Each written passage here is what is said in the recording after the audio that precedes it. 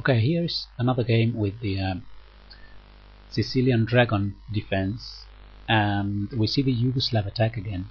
And in this game was played by Efim Geller with white against Viktor Korchnoi during their candidate match in Moscow in 1971.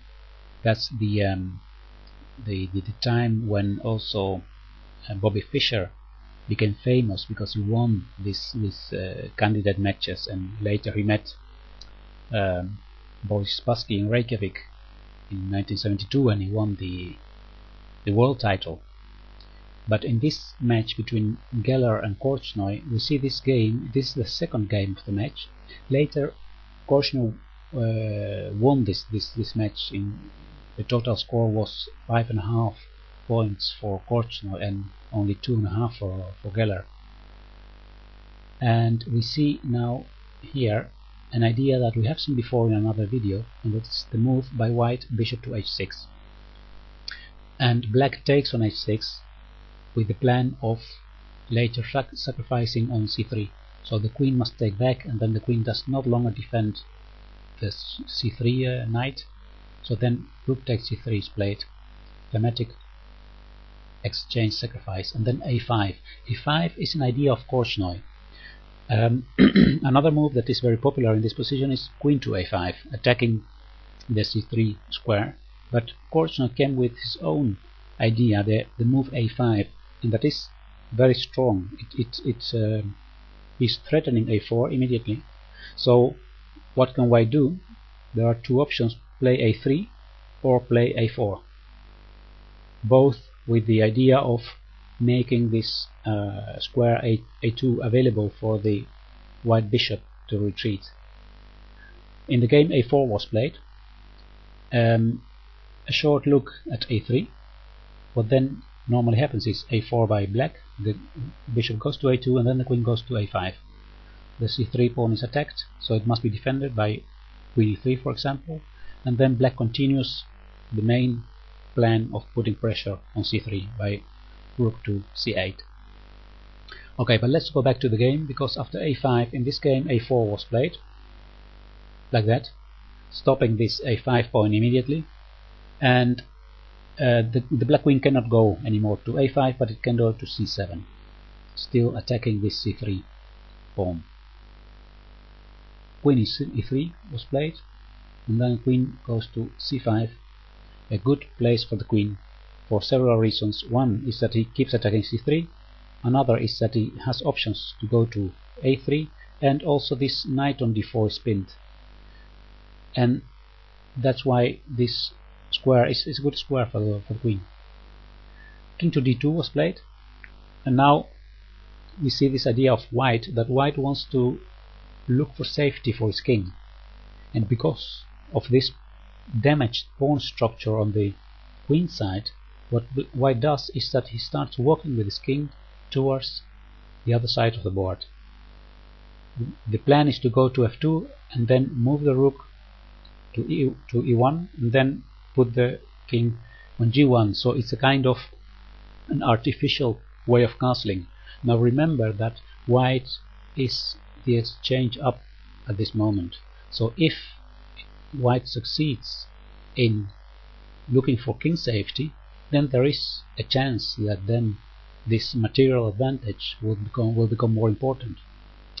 But black plays now bishop takes a4. This bishop cannot be taken, of course, because if it's taken, then knight c4 check wins the queen. So after bishop takes a4, white replied rook to a1. Now black took on b3 and Geller took back with the c pawn, and here Korchnoi played the move d5. Now there is this positional concept that says when the king of the opponent is in the middle of the board, so not on the king side and not on the queen side, but in the middle, then it's good to open the center.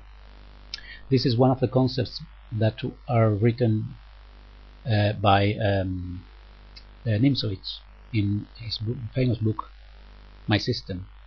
So if the king of your opponent is in the middle of the board and your own king is safe, open the center so you can attack the king. Now white replied h3. This looks like a strange move. It looks like he's damaging his own pawn structure on the other side of the board, but the idea is that after d takes e4, f takes e4, black can now not put a knight on g4 because this pawn is defending this square. So that's the idea of h3. Here knight e to d7 was played. Another idea would be simply to put more pressure on the c file, but Korchnoi chose to put the knight on d7 with the plan of later moving the queen away so the knight can go to c5. So that's the idea of knight to d7. King to e2, queen goes to c7, making space for the knight to go to c5 and also placing this queen on this diagonal in the direction where the king is going, the white king. Rook e1, knight c5, attacking the e4 pawn. Now of course white plays e5. Well, I'm saying of course, but actually there are other options. But in the game e5 was played, attacking the e5, the f6 knight, and this knight goes to d5. Now queen f3, and here black played a very passive move. He played e6, and actually in this position black had the possibility of continuing his attack in a dynamic way by playing knight to e4. Now what happens here is that this knight cannot be taken, because then of course knight takes e3 wins the queen with this fork. So another possibility would be to play, instead of taking the knight, to play c4, chasing this knight away, but then this knight goes to c3, and as you can see both knights are defending each other, so they are very strongly placed here. If then king to d3 by white, threatening rook takes e4, then black can play f5, defending this knight, and if white takes en passant here on f6, then the rook can take on f6, attacking the queen. So this means that black can continue attacking here using all these pieces, and the white king stays in the center. But in the game Korchnoi didn't do this, and I think it was a mistake to play e6. The king went to f1, and then knight d7, c4 was played, and the knight goes to b4, and as you can see now the white king is safe, and it looks like all the pieces of white are getting into the right places, and black is trying to find a way for counterplay, but it looks like it's not there. Queen b6 played, putting the queen in the same diagonal as the king, so white plays king to h2. Now knight c6, and white of course doesn't trade this knight, he brings his own knight to b5, and here we see this beautiful square d6 coming available for the white knight or the white rook. Black tries a4, b takes a4, knight takes a4, queen f4, knight to b2 attacking the rook, rook goes to d2, now queen a5. The idea is that white cannot take on b2 because then queen takes the rook on a1, and here something very strange happened. White played rook e to e2, and that is a strong move, but he didn't not only do this, he also offered a draw, and that's surprising that a grandmaster rated 26-30 in this position offers a draw. I don't know what was happening. Maybe he was in terrible time trouble, something like that. This is move 35 and they had to reach the time control of move 40. Maybe that was the reason why Geller offered a draw here. Maybe he had only a few seconds. I don't know actually.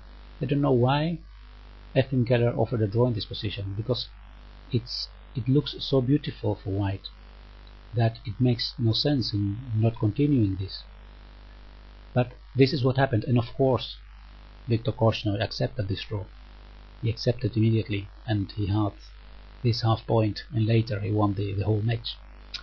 So well, that was the game with a more or less surprising final development with this draw offer. But well, this is what happened, and I hope you enjoyed the video, and see you next time on YouTube. Bye bye.